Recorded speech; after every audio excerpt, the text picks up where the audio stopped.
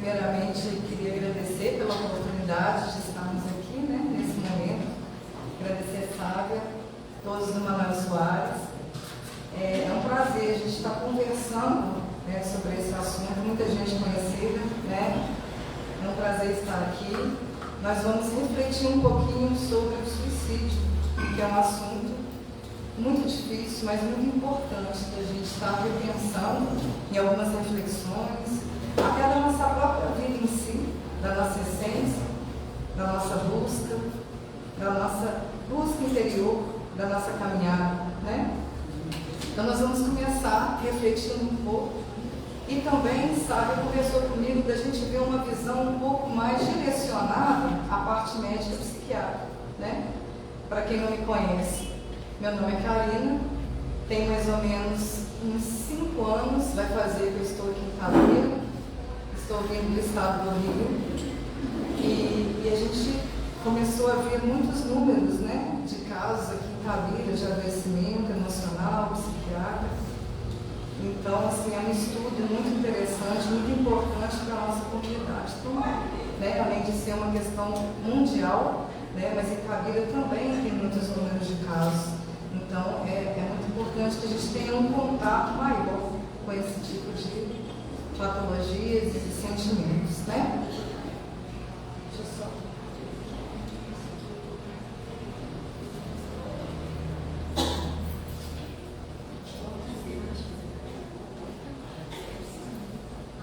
Não, a imagem está boa, você já pode Não tem imagem boa. Então, como eu estava falando, tem 5 anos que eu estou aqui. A minha formação, a minha primeira formação é de psicologia, eu sou psicóloga, sou psicanalista. Depois eu fiz medicina também e fiz a psiquiatria. Então, nós vamos focar a nossa reflexão um pouco mais na área médica, mesmo na área. O suicídio, ele tem uma origem no latim, que significa sui caedere, que significa o sui é si mesmo, caedere é a ação de matar. Então essa palavra ela vem desse latim significando isso, é o autodestruição de mim, da minha pessoa, da minha essência, do meu ser. Trata-se de um ato fatal que representa o desejo da pessoa de morrer, ato de consumir intencionalmente. Então a gente vê que não é sempre um acidente. Em muitos momentos a gente vê o suicídio enquanto um desejo real, de se matar.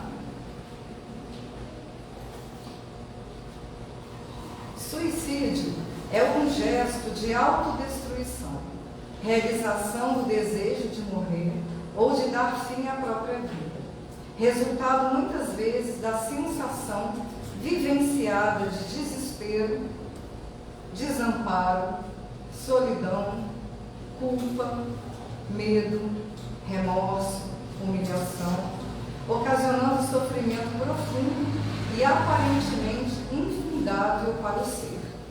Então, nós já vamos iniciar com a nossa primeira reflexão. A pessoa que quer se matar, que quer morrer, que não vê sentido para a vida, ela quer realmente se matar? Ou ela quer matar algum sentimento, alguma dor, uma sensação de não conseguir lidar com as circunstâncias da vida dela? Que é o primeiro questionamento que nós precisamos fazer. Porque o que eu observo na clínica? Sempre a pessoa está num sofrimento psíquico muito grande. Já existe uma comorbidade emocional, psiquiátrica, que gera esse desejo. Então, muitas vezes a pessoa está num momento de desamparo, de uma dor muito grande, de não saber lidar com situações atuais, de bloqueios, de não ver sentido para a vida. E aí ela quer matar essa dor, é esse sentimento que ela está procurando se livrar, Então, isso é muito importante também para a gente estar refletindo. O morrer, o suicídio, é do ser ou é da dor?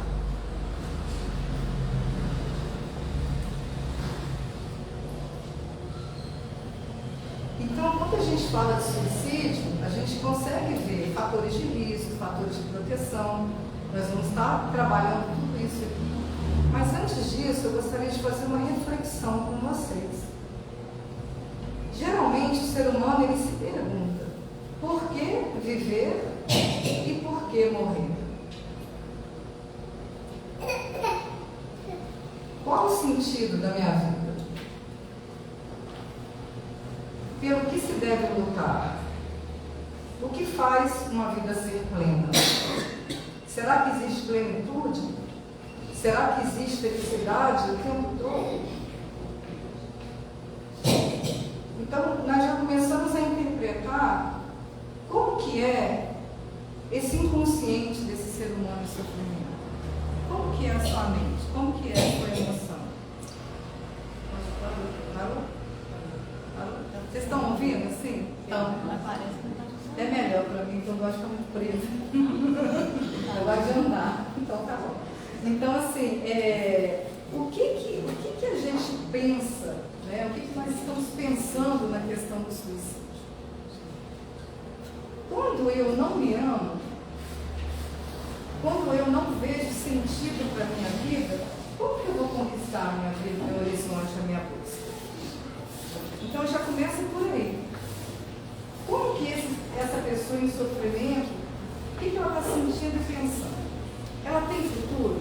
Ela tem sonho? Ela consegue se amar? Ela consegue valorizar a vida dela, a essência dela, a oportunidade de ela estar aqui? Porque eu vejo hoje na nossa vida um real motivo e missão de estarmos aqui. Então o ser humano ele já vai crescendo, ele já vai se desenvolvendo nesse vazio existencial. E muitas vezes iniciado até dentro da própria família, porque a família também está adoecida. Todos nós estamos adoecidos. Então está existindo esse desamparo muito grande para o adolescente. E aí, nós vamos ver o suicídio como um problema mundial. Porque ele é influenciado por vários fatores. A gente sabe que o suicídio tem vários fatores de influência. Fatores psicológicos, psiquiátricos, sociais, espirituais. E hoje, ele é considerado um dos mais responsáveis. É a terceira causa de morte no mundo. Terceira causa de morte no mundo hoje é o suicídio. Perdendo para doenças cardíacas, isquemias cardíacas graves, AVC grave, problemas de câncer e AIDS grave e depois já é o suicídio. Então a gente está vendo que no Brasil, por exemplo, a cada 45 minutos uma pessoa perde a vida. A cada 45 minutos a pessoa perde a vida. Em números absolutos, o Brasil está entre os 10 países do mundo com maiores números de mortes por suicídio. E tem muitos estudos que afirmam também, né, que a pandemia, gente, foi um agravante do suicídio, não só no Brasil como no mundo.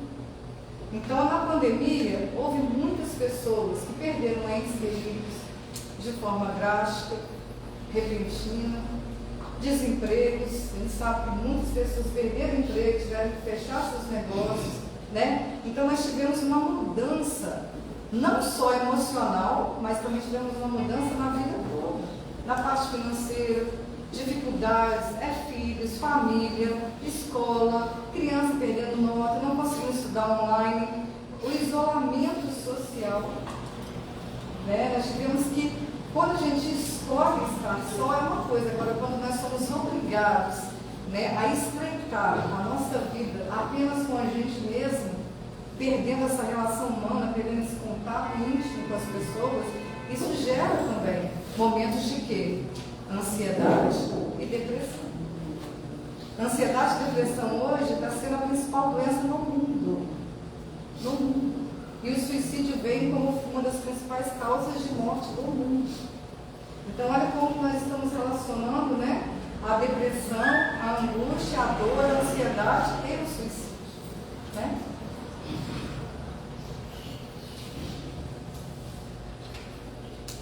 Segundo dados da Organização Mundial de Saúde, Essa cifra supera, ao final de um ano, a soma de todas as mortes causadas por homicídios, acidentes, guerras, conflitos. O suicídio está ganhando tudo. Toda vez que tem um estudo que eu estava lendo lá, o suicídio está em segundo lugar. Lá nos Estados Unidos, Canadá, todos os lugares a gente está vendo o suicídio mesmo numa abrangência muito grande. Além disso, nós temos que levar em consideração também que esta abordagem, essa epidemiologia, está falando do suicídio. Mas e as tentativas de suicídio? São 10, 20 vezes mais casos ainda do que o próprio suicídio. Vocês estão conseguindo observar a gravidade do negócio? Né? É interessante a gente ter essa pesquisa. Essa pesquisa que eu estou falando para vocês é de março de 2024. É desse ano. Né? Para a gente ter uma noção de como que está bem grave a situação. Né?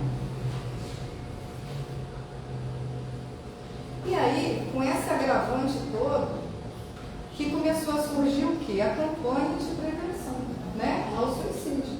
Porque isso é uma questão mundial. Né? Então, os especialistas eles começaram aqui a ver a importância de reduzir o estigma e o preconceito e relacionado ao tema. Por que eu estou falando disso? Porque antigamente, todos nós, além de profissionais de saúde, tinham muito receio de falar de morte, de suicídio. Eu lembro muito quando eu estava estudando psiquiatria, na hora que chegava na pergunta, você já pensou em suicídio? A gente pulava, as pessoas pulavam essa pergunta. O medo de perguntar, o medo de falar disso. Né? Antigamente tinha a impressão de que se eu tocar no assunto, é como se eu estivesse estimulando aquele sujeito a pensar numa coisa que ele nunca pensou. Então criou uma cultura de que vamos fechar a boca. Não vamos tocar no assunto de suicídio, porque aí, se eu falar isso com meu filho, eu vou estimular ele a pensar nisso. Se eu estou comentando com um paciente sobre isso, eu vou estimular um paciente que nem estava pensando nisso, eu vou estimular ele a quê? A pensar na possibilidade do suicídio.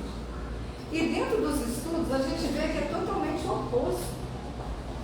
Quanto mais eu me fecho e me calo, mais dor eu vou sentir. Mais isolado eu vou ficar. Os meus sentimentos vão ficar mais reprimidos dentro de mim.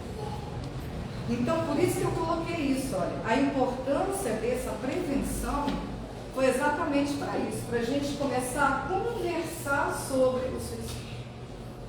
Elaborar essa vida. E não jogar mais para dentro. Começar a discursar sobre o seu sentimento. E essa campanha, ela começou, né, com esse objetivo, da gente começar a falar sobre esse assunto. E essa prevenção iniciou primeiramente, né, com a Organização Mundial da Saúde, onde veio depois, né, a questão da ABP, que é a Associação Brasileira de Psiquiatria. Então, todos os centros, né, de estudos mentais, espirituais, todos juntos nessa mesma campanha, esse mesmo objetivo da prevenção. E está todo mundo com a fitinha aí, né? Pois é, por que surgiu essa fitinha amarela, né? Eu achei interessante. Tem uma história nos Estados Unidos, que em setembro de 1994, o Mike, um estudante, ele fazia psicologia, ele estava com 17 anos de idade, ele tentou suicídio e morreu de suicídio. E ele tinha um carro amarelo, que ele amava o carro.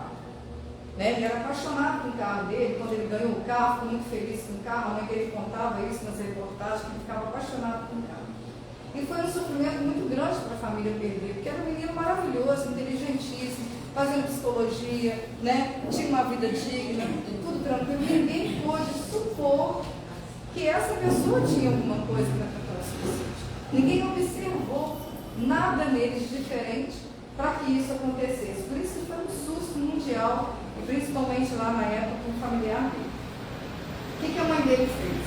Com esse susto que ela levou, ela fez um cartãozinho no dia lá do velório dele, do enterro dele, ela fez um cartãozinho com mensagens edificantes para quem estivesse passando por um problema de dor, de sofrimento, de angústia.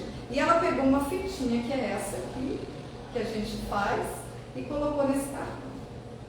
A partir desse estudo e desse caso, é que a Organização Mundial de Saúde colocou a prevenção do suicídio, a fitinha da amarela. Então ela tem esse sentido em homenagem ao Mike. E a partir daí, começou a ter, né, no Canadá, e a gente vê muito isso nos estudos da psiquiatria, a importância de se observar um adolescente. Porque antes a gente pensava no suicídio de 30 em diante, 30 a 70 anos. Ninguém pensava muito no jovem.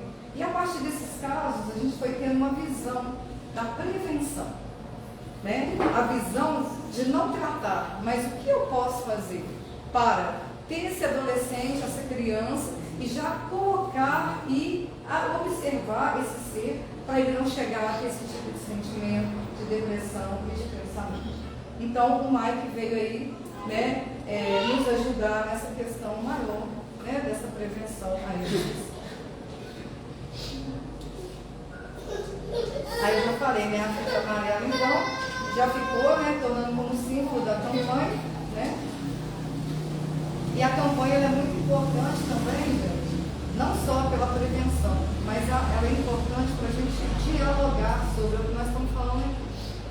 Né? Tirar o preconceito, tirar o estigma, né? Ver isso como uma questão de doença, ver isso como uma questão de tratamento, né? E de recuperação. E quais são os fatores de risco e de proteção? Então, eu gostaria que a gente pensasse bastante sobre isso. Por quê? Porque o trabalho do suicídio não é só para mim, psiquiatra, para psicólogo, né, para a parte das terapias, mas é de todos nós. Né? Todos nós estamos nessa luta, estamos nesse objetivo de ajudar um ao outro.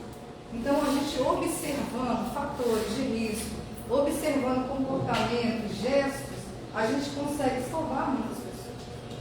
Então, eu achei importante a gente pensar nisso. Qual é o fator de risco que eu tenho que observar nas pessoas para que eu possa desconfiar que ela possa ter, né, algum perigo, nos ajudar a clarear, a observar e a planejar também o tratamento dessa pessoa. Primeira coisa que a gente colocou, a história de tentativas anteriores de suicídio. Olha, eu vou falar na minha prática. Todos os meus pacientes que tentaram suicídio uma vez, tentaram a segunda. Todos. Então, pelo estudo da psiquiatria, a gente vê o seguinte: a principal preocupação que a gente tem que ter é quem já teve uma tentativa. É quase 90% de chance, claro, se não cuidar, né, gente, dela tentar novamente. Então a gente tem que estar atento. O que fez essa pessoa pensar em se matar, pensar em morrer, tentar suicídio? Então qual é o nosso objetivo? É tratar a causa base que levou o ser humano a tentar o suicídio. Porque se a gente não cuidar dessa causa base, é muito provável, não é 100%, mas é muito provável que exista novamente uma tentativa. A segunda parte também importante são os transtornos psiquiátricos. Aí na literatura diz que 90% das pessoas que tentam suicídio têm um problema psiquiátrico. Aí eu vou dizer para mim é 100%. Eu nunca atendi nenhum paciente que quis morrer porque quis morrer. Ah, eu quero morrer, quero acabar com a minha vida. Não. 80% dos casos é por problemas de depressão não tratada e não resolvida. Transtornos com álcool é o maior índice de suicídio no homem. Porque o álcool, o que ele faz? Ele deprime mais o nosso sistema nervoso central, que é o nosso cérebro lá dentro.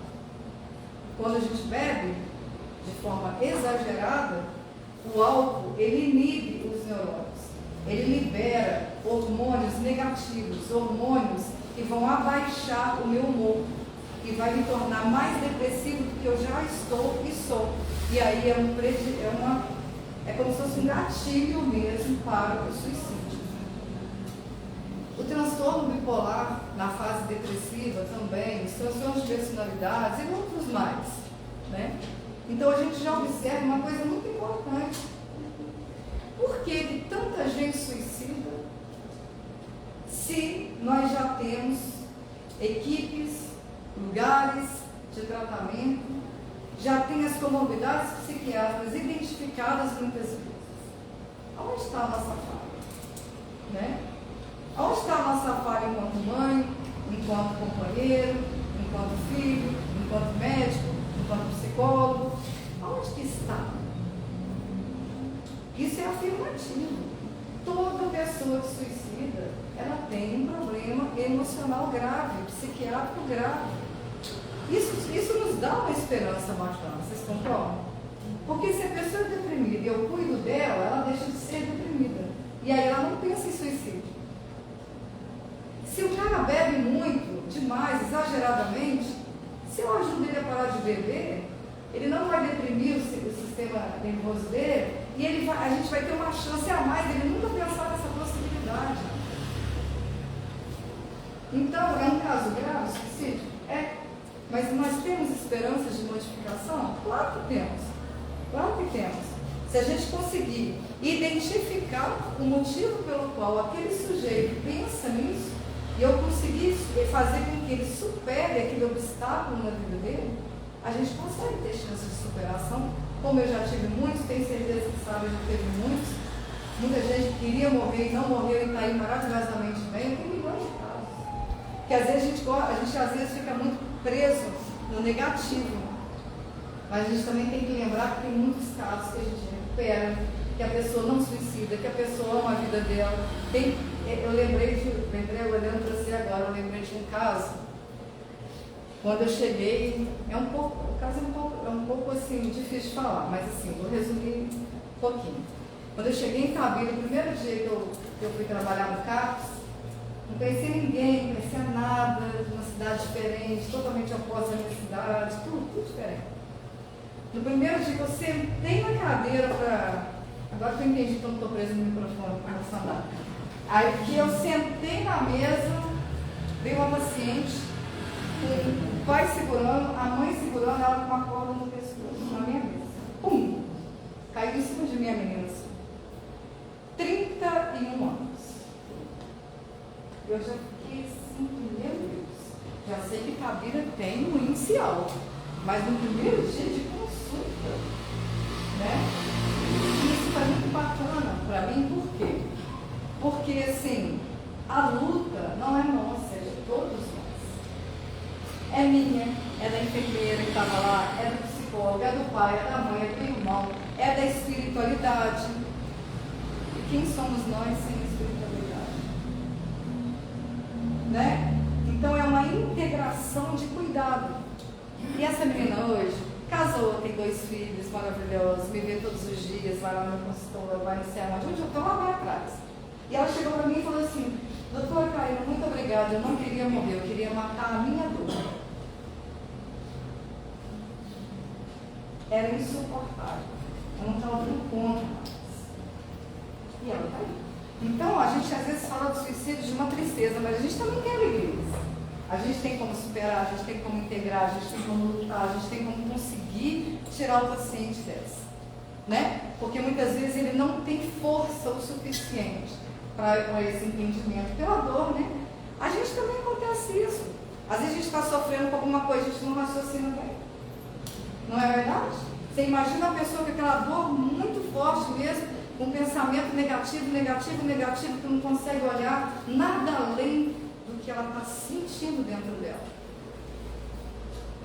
Porque a principal característica da depressão é eu parar de olhar para fora e só sentir a minha dor dentro.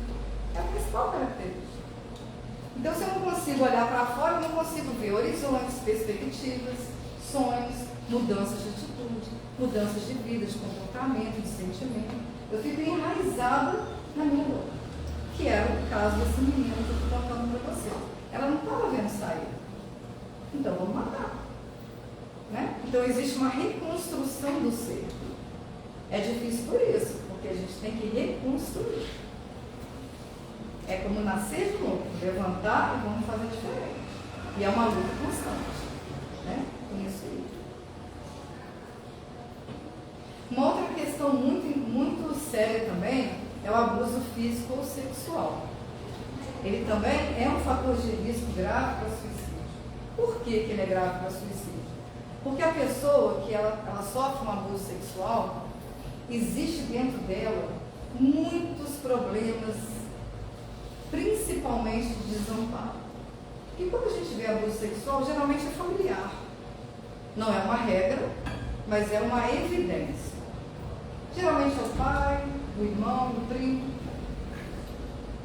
Geralmente são pessoas de muito contato, né? Contatos íntimos, fortes, de amparo. Geralmente é na fase infantil, onde a criança é indefesa. Você imagina como é que a cabeça dessa criança se desenvolveu? A mágoa, a raiva, o rancor. Eu atendo muitos adolescentes que não conseguem se relacionar, não conseguem namorar por conta do abuso. E aí ele cria um isolamento, uma introspecção tão forte, que ele se isola do mundo. E o isolamento também é uma causa complicada para a gente pensar em suicídio. Né? Então, o abuso sexual, o abuso físico, a agressão familiar, né? Nós não estamos julgando ninguém, nós estamos dizendo que existem casos graves para isso. Às vezes a mãe também tem problema, o pai também, por isso que agrediu, por isso que abusou.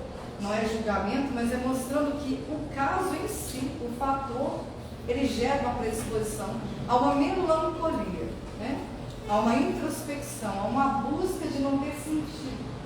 Se quem eu mais amo me fez mal, quem mais vai me amar? Será que alguém vai me amar? Então ele cresce, ele se desenvolve nessa fragilidade de sentimento, né? De confiança, de segurança íntima, tanto com ele quanto com as pessoas.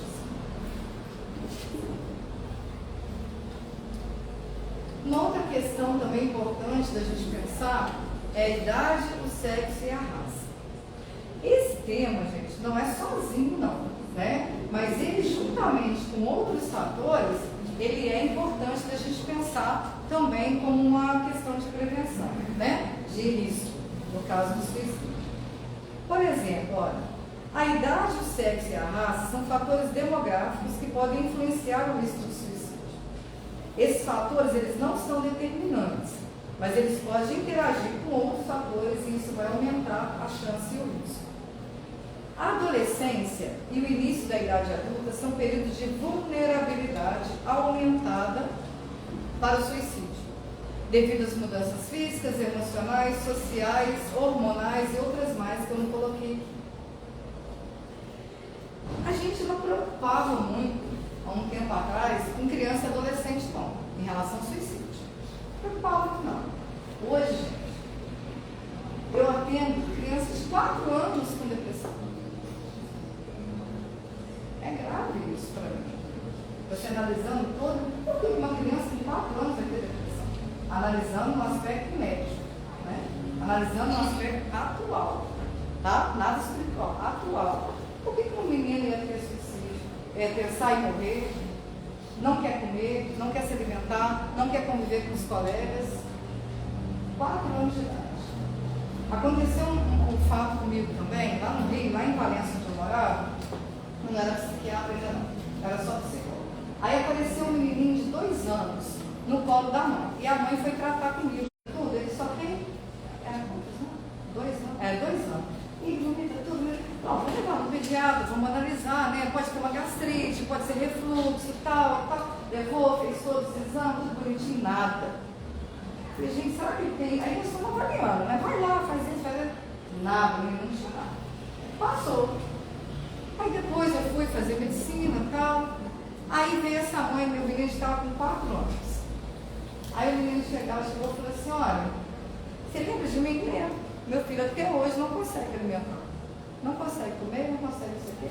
Aí eu caminhei para uma psiquiatra amiga minha, a Cecília, caminhei para a Cecília, Karine, aí eu falei, depressão. Como? Eu falei, depressão. Com 2 anos de idade, depressão. Começamos a dar medicamento para criança. Acabou. Gente, você sabe o que é mudar uma vida em 6 meses? E eu levei muito susto, eu vou confessar a vocês, eu nunca podia imaginar dentro da minha clínica, né, prática, só nos livros, mas na clínica, de ter uma criança de 2 anos com autismo. Né? Então, olha quando que isso começa desde pequeno. Então, hoje, a prevenção do suicídio está muito focada em criança e adolescente, porque o número de casos está aumentando demais em criança e adolescente. Aí, fatores, problemas familiares, né? Os abusos que eu falei para vocês, a questão hormonal, a mudança dos hormônios.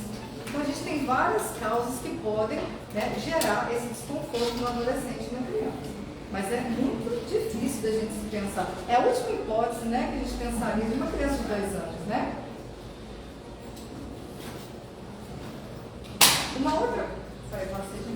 Uma outra parte também importante, que a gente não se preocupava muito, era a questão dos idosos. A gente não preocupava muito com o suicídio em relação aos idosos. Era tranquilo. Criança, adolescente, idoso, ó, era tranquilo. Até 5 anos atrás. Hoje, o risco de idoso também está altíssimo. Muitos idosos estão com pensamentos e posturas suicidas, tanto homens quanto mulheres, principalmente as mulheres. E aí vem a questão do porquê, né? Aí a gente pensa muito assim, doenças crônicas, né? Às vezes o idoso assim, ele era muito ativo e de repente ele não consegue falar, andar direito, não consegue fazer as coisas que fazia antes, né? Às vezes tem muitas comorbidades, né? A diabetes, tem problemas cardíacos, então ele tem que deixar de fazer muita coisa que fazia antes, o isolamento, a perda de gente querida. A gente está vendo hoje também,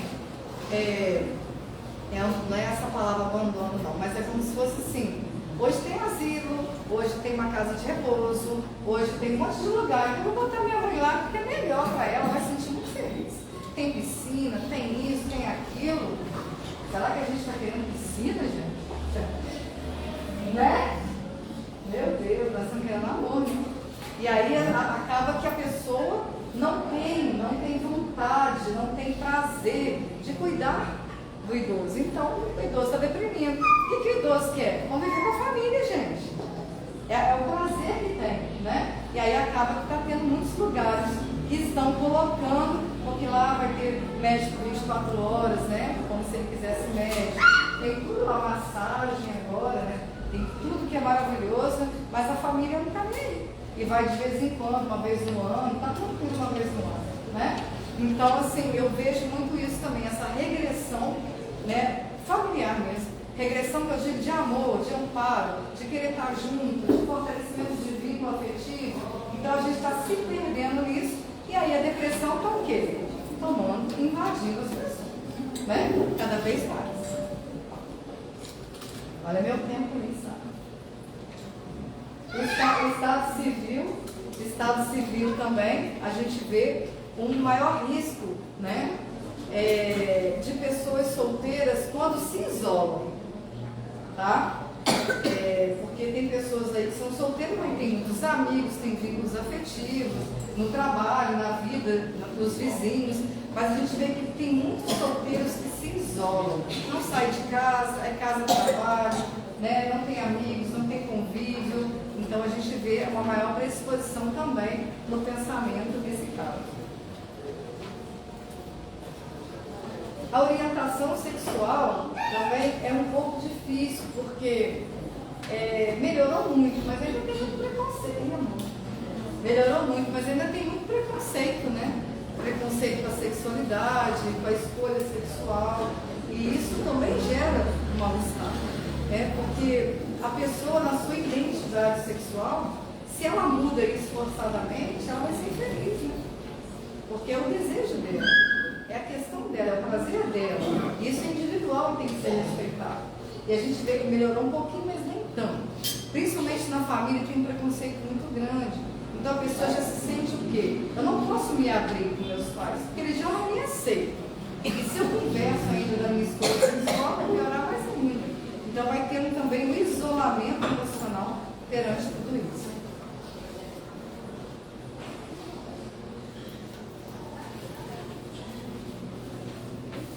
Problemas de saúde também, gente, é bem complicado na questão do risco de suicídio, né? Problemas graves, como AIDS, câncer grave, né? A gente vê assim, a pessoa tem que lutar para vencer muitas vezes, e às vezes ela se perde, ela perde a energia, a força, ela perde a esperança, a fé, e aí ela acaba se entregando nessas comorbidades mais graves, né? Então também é um preditivo da gente pensar nessa questão do suicídio também. Chega um monte de gente. E quais são os fatores de proteção que a gente pode ter? Em primeiro lugar, a família e o apoio da sociedade. Esse é o principal fator de proteção, gente. Porque quem tem uma família junto, quem tem uma família junto, coesa, de apoio, né? Meu filho, não fica assim, vamos ver, vamos conversar, o que está acontecendo, mostra para mim. Tem uma jornalista que chama Franciele Mendonça. Franciele Mendonça, hoje ela tem um blog, eu até vi sobre ela esses dias, só sobre suicídio, porque ela perdeu o pai dela para o suicídio. Tá? E aí ela começou a pensar, poxa vida, eu nunca perguntei ao meu pai que dor era essa que ele tinha e qual era essa dor que ele tinha. Eu acho que se eu perguntasse só isso para ele, era uma chance dele me colocar o que ele estava sentindo e era uma chance de eu tratar ele. E isso é muito lógico, porque às vezes a pessoa ela não tem ninguém para expressar o que ela está sentindo, por vergonha, por medo, por não saber o que dizer, por não saber controlar o sentimento. Então a família ela é fundamental no processo, tanto de educação, de proteção, de auxílio, de amparo, de escuta e de modificação do pensamento. Né? O auxílio da modificação do pensamento. Uma outra coisa que é também como protetor para todas as pessoas necessitadas é ter o acesso de tratamento. Itabira, gente, nesse caso, eu tenho que elogiar. É mesmo. Desde quando eu cheguei em Itabira, eu trabalhei em todas as unidades de saúde mental da cidade e elas são maravilhosas. Não estou falando de política, não estou falando de nada. Eu estou falando de trabalho técnico. Tem médico, tem psiquiatra, tem clínico geral, tem psicólogo, tem grupos, tem terapias alternativas, tem assistência 24 horas, tá? Porque isso é um sinal de proteção para a gente, né? Ter um local a qual levar o meu familiar, não precisa de marcar, não precisa de agendar, não. Só chegar. Chegou, é atendido, tem plantão.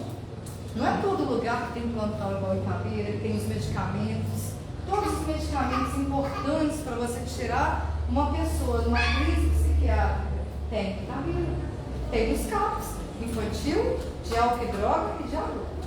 Né? Então isso é um fator muito bacana que tem em Itabira. Né? É um fator de proteção, você ter profissionais que estão ali para auxiliar a pessoa em risco, a pessoa que está necessitada. Uma outra coisa importante, né, depois Sara vai falar um pouco para nós também, que é a questão, quando eu falo religião, eu não estou querendo dizer Jesus, estou querendo dizer fé, estou querendo dizer esperança, confiança, evolução moral, espiritual. Ver a dor como algo de aprendizado e não como algo destrutivo. Né? Porque o ser humano em sofrimento, a dor dele, ele acha que ele não dá conta, ele quer se matar. E a espiritualidade, nós estamos numa casa espírita, eu tenho liberdade de dizer isso aqui. A espiritualidade nos diz que tudo que nós vivemos aqui é para o nosso aprendizado moral, é para a nossa evolução. Então, como eu posso transformar a minha dor em vida e não em morte?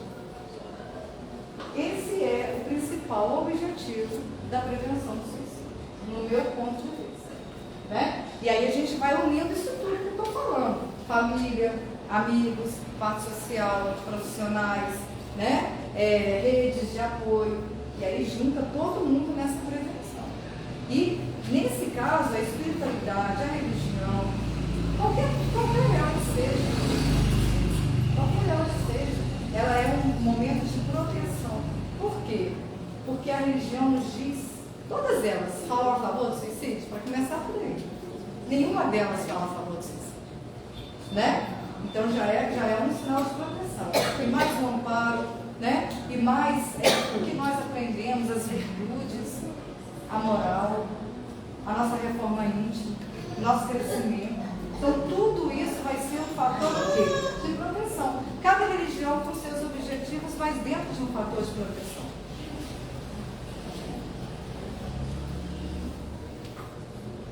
O estilo de vida saudável também é um fator de proteção, né? A parte de alimentação, vitaminas, atividade física. Muitas pessoas, gente, às vezes chegam lá no meu consultório, né? E falam: estou muito depressiva, nossa, não estou bem. Eu falei: vamos fazer seus exames de sangue, vamos ver as vitaminas, né? Quando você vai ver, a vitamina está mais baixa.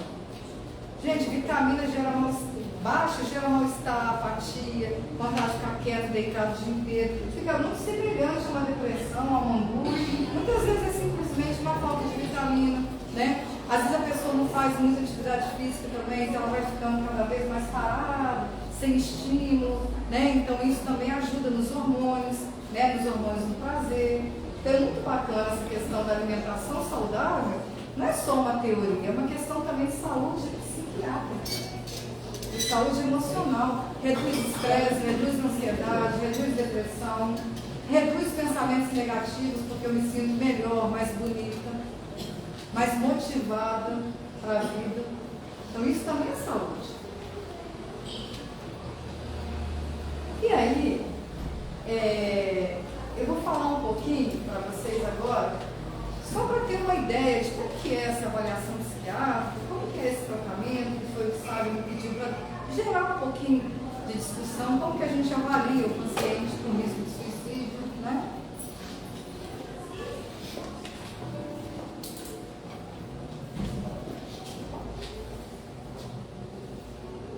Então, de acordo com a Associação Brasileira de Psiquiatria, existem algumas perguntas, né, que nós psiquiatras sempre fazemos, né? Frente a um problema de suicídio, o que nós vamos avaliar, né? O que é o potencial suicida? Como que nós vamos saber se uma pessoa tem potencial de suicidar mesmo ou não, né? Porque tem aquele mito assim: quem fala não faz. Gente, pelo amor de Deus, tá? Quem não fala não faz, não. Todos nós não podemos ir contra o sentimento de alguém. Então, se a pessoa falou assim: eu vou matar amanhã, tal hora, tal dia, aí que a gente fala assim: se ela quisesse mesmo, ela já tinha matado, não estaria nem aqui. Tem profissional que pensa assim, tem familiar que pensa assim. Isso não é verdade, né? Então, esse é um mito. Então, na realidade, nós não temos, né, uma cartilha dizendo: essa pessoa tem uma predisposição, esse não tem. Mas nós temos sinais que nos geram a perceber essa doença. Qual que é o primeiro sinal que a gente tem, né, da avaliação? Geralmente, o paciente, né, eu falo paciente curado, tá, gente? A pessoa, né, chega pra gente com um pensamento diferente, com umas palavras diferentes, né? Palavras de quê? De sem esperança, de não ter motivo para viver. Como é que você está? Não estou bem não, a vida está chata, não tem mais nada para fazer, não tem sentido, tudo que eu faço não dá certo. Isso é depressão? É pensamento suicida? Não. Mas isso já é o quê? Algo que não está bem. Nós precisamos aprender a perceber as coisas nas entrelinhas. E quando a gente não pega o início, quando chega lá no final, aí não tem tempo mais. Então nós temos que começar a ter o quê? A perceber o outro que está perto de nós. Não é a gente médico, não é vocês. Vocês com um amigo, com um colega, com um conhecido, né? Está sempre sinalizando isso. E aí, a psicopatologia, ela nos ensina, né, no estudo da psiquiatria, que ninguém quer morrer do nada. Isso vem lá de trás. É como se fosse caminhando, né? Então, primeiramente, eu tenho o quê? Ideias de morte. A vida está achada, acho que morrer seria legal. Né? Aí começa assim, uma coisa bem vazia. Depois vem ideias suicidas, que pode ser combatida pela própria pessoa. Às vezes ela fala uma coisa, aí a gente ajuda, estimula do lado positivo, a pessoa tira aquele pensamento da mente. Depois, o desejo de suicídio, né? É quando a pessoa já está com falta de esperança, falta de perspectiva no futuro, né? Então ela deseja matar isso, e não a si mesma. Então a gente vai mostrar para ela o quê? Que a vida tem sentido, tem valores. Então nós vamos colocar a esperança na vida dessa pessoa. Depois nós temos também a intenção e o suicídio, que é uma ameaça de pôr fim à vida claramente expressa. Né? Então aí a pessoa fala claramente você, olha, eu quero morrer. Depois, se a gente não cuidar, até aí vocês estão vendo que é um caminhar, né? O 1, o 2, o 3. O 4 e o 5. O que é o 5 já? A pessoa já está com planos de suicídio. Porque ela não foi cuidada no início, e aí eu já começo a fazer planos, a hora que eu vou suicidar, como é que vai ser, qual é o bilhete que eu vou deixar para minha mãe. Olha como é que vai agravando tudo. Se eu não cuidar e não observar esse sujeito antes. Né? Depois vem o quê? As tentativas de suicídio. Às vezes a pessoa se corta, tem muita automutilação, ferimentos, alta agressividade consigo mesmo. Isso já é indício, né? De alguma coisa que está errada. Depois vem atos impulsivos. Gente, o ato impulsivo é igual uma crise ansiosa. Ela passa em minutos a horas, né? Então, eu costumo dizer assim, às vezes a mãe está desesperada quando a criança, adolescente está ansiosa, fala assim, abraça seu filho 10 minutos, não dá remédio. Abraça 10 minutos, vamos ver se vai passar? E passa. A crise ansiosa passa com amor, com abraço, com aconchego. Às vezes o impulso suicida também. A pessoa tem um impulso, gente, mas ela não queria morrer. Muitas vezes ela não queria, mas o impulso, o descontrole emocional dela, né? Então isso também já é um indício de perigo. Pessoas impulsivas, que não é comedido, faz as coisas sem pensar, também são características que a gente tem que prestar atenção, né? E aí o próprio suicídio mesmo, que é o desfecho e a morte. Então, o que a psicopatologia está nos ensinando aqui, nos mostrando? Se eu consigo perceber o outro, olhar, gente, para dentro da gente e do outro. A gente convive às vezes com a pessoa, tudo bom, como é que você está? Estou beleza. A pessoa está beleza lá. A pessoa está mal, está com olhar ruim, está com sentimento negativo. Mas o outro é tão corrido, né? Que quem corre não quer escutar o que o outro está sentindo, não. E quando eu quero escutar o que o outro está sentindo, eu vou sentar do lado dele e falo assim, o que você está sentindo? Fala da sua dor para mim. Eu estou vendo que você não está legal. O que está acontecendo? É isso, gente. Ah, mas a minha vida é muito corrida. Eu falei assim, então o que nós estamos fazendo com a nossa vida corrida? Nós estamos deixando de amar as pessoas e valorizando as coisas mais positivas para correr? E aí? Eu não consigo ver o meu filho em depressão dentro da minha própria casa. Almoçando comigo, dormindo comigo, ficando comigo. Aí meu filho vai tendo suicídio, eu não tenho nem noção daquilo. Como assim?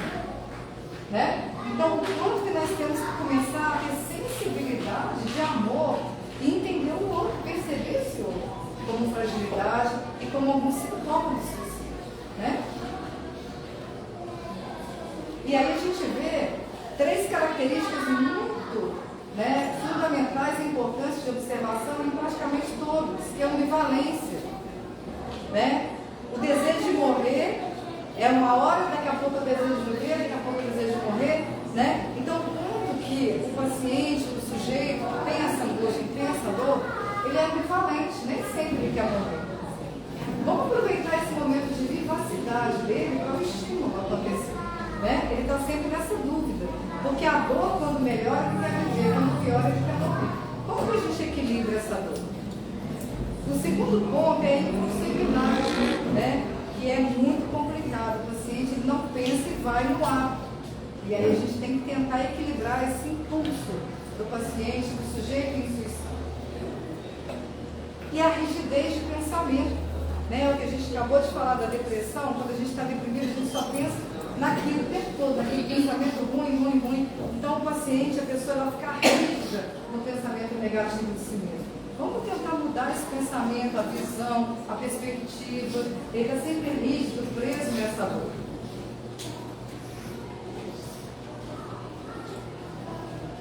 E aí a gente tem vários procedimentos, né? Médicos, psiquiátricos, em alguma situação de emergência, né? A gente tem que analisar sempre. O paciente está com risco de suicídio, nós temos que internar, não tem jeito. É internação. Tem 5 minutos? Tá. É internação, então a gente tem que ver. É urgente? É para internar? O tratamento é médico? É só psicológico? É remédio? É psicologia? Tem que internar? Tem risco de suicidar novamente? Ele está em equilíbrio para ir embora para casa? Então o médico ele tem que avaliar todas as potencialidades. Por isso que a família é muito importante nesse processo. E aí o médico também, o médico e o profissional de saúde em geral, ele tem que ter uma relação de confiança. Por quê, gente? Não é tão fácil assim a gente chegar para um profissional que nunca viu na vida e falar da gente mesmo, né? Então a primeira coisa que o profissional tem que tentar estabelecer com o paciente que está chegando é a empatia, a solidariedade, o amor, né? Mostrando que está ali, servindo como apoio, como esperança, mostrando que tem tratamento, mostrando que é uma doença. Tem gente que não sabe essas informações, né? Então a empatia, essa relação de confiança entre o médico e o paciente também é uma proteção para eles, né?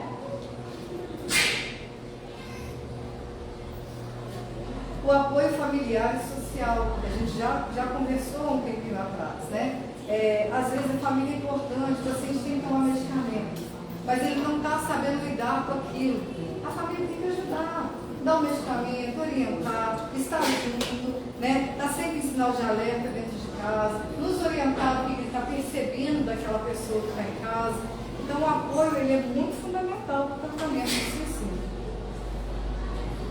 O apoio psicológico também, né? Porque a psicologia ela é essencial, porque a psicologia vai entrar, entre aspas, dentro do sujeito, vai fazer ele se enxergar, vai fazer ele voltar para ele mesmo, né? Vai fazer ele entender por que eu estou assim, aonde que eu estou assim, se teve trauma, se teve conflitos, vamos aprender a superar, vamos aprender a lidar com essas dificuldades. Todos nós temos sofrimentos. E aí o psicólogo vai auxiliar muito nessa harmonia, né? Nessa harmonia interior, dos problemas, dos transtornos. De repente vai chamar o familiar também para ter uma orientação familiar, explicar a real gravidade do problema, né? Para a família estar bem alerta da situação, né? E também, como nós falamos, né? O apoio espiritual, né? Porque nós, seres humanos, nós somos feitos de mente, corpo e espírito. Então, o nosso objetivo é que a gente tenha um equilíbrio, porque a parte espiritual ela é protetora, ela nos ampara, ela nos inclui, ela está ali o tempo inteiro com a gente, querendo que a gente saia dessa, querendo que a gente supere, querendo que a gente tenha força, que a gente acredite na evolução, acredite nessa dor como um crescimento emocional, como nós falamos. Então, é também um sinal de proteção a gente ter a nossa vida espiritual, né, em harmonia também, e acreditar nisso. E para a gente finalizar, a gente correr um pouquinho no final, né, tem muita coisa nessa. Eu coloquei uma mensagem de Joana de Ângeles, né, que eu gosto muito. Esse livro dela, Após a Tempestade, para quem não leu, é fundamental, né, porque ela mostra nesse livro que tempestades, dificuldades, nós vamos ter sempre, né? Não existe uma vida em completa harmonia e paz o tempo inteiro, mas que essa tempestade, ela sirva para que a gente possa amadurecer. Para que a gente, ela até brinca, né? Ela brinca que eu falo assim, porque ela joga um joguete lá dizendo, né? A tempestade é a chuva que lava, né? Então, isso que está em mim, né, vai ser lavado. Depende de mim. depende da Karina, depende de vocês, de querer o quê? Melhorar aquilo que faz mal, superar as nossas dificuldades, e nós estamos juntos. A gente não está sozinho, né? A gente está junto, a gente tem sempre apoio de pessoas que querem ficar com a gente nessa luta e nesse desenvolvimento emocional. Ela fala assim, ó, aguarda um pouco mais quando tudo te empurrar ao desespero. A divindade possui soluções que desconheces. Recupera hoje o desperdício de ontem sem pensar e jamais na atitude simplista do suicídio, que é a mais complexa e infeliz de todas as coisas que podem ocorrer ao homem. Espero que eu consegui passar um pouquinho para vocês. É um assunto amplo, a gente tem pouco tempo, né? Mas o objetivo nosso aqui foi de fazer a gente refletir, né? E colocar a responsabilidade não só nos profissionais, mas a responsabilidade de todos nós, em amar a gente mesmo, a nossa reforma íntima, e ajudar o outro a enxergar a beleza da vida que ela é muito bela também. E a gente tem que valorizar muito mais a vida do que os nossos problemas e as nossas dificuldades.